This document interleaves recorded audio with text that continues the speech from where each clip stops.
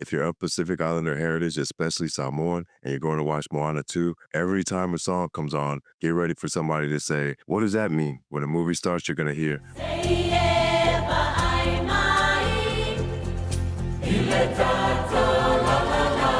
and the translation is like a village of people telling you to look at our world. And it uses the same sentence structure we've been talking about all this time. T salt, but without the T. Tense, subject, action, location, time. So let's break it down. Sei.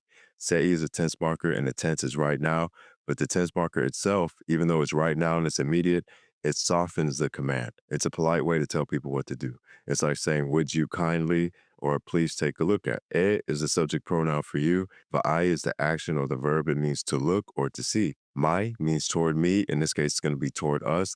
And it emphasizes the direction of the action. It's saying, look here, look at us. And then the location is ile tato.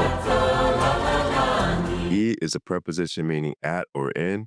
Le means the. Tato and mato means us. But when you say le tato or le mato, it means our. And lalolangi means world, and it's literally under the sky, so the world. Putting it all together, se ie vai mai, ile tato lalolangi. So when you go see Moana 2, the movie starts with this phrase. Whoever's sitting next to you is going to say, what is y'all saying? Since we only covered this part, if you don't know what they're saying, just translate this part for them and then tell them to watch the rest of the movie and be quiet. We'll do some more breakdowns like this of the rest of the song at pacificapages.net.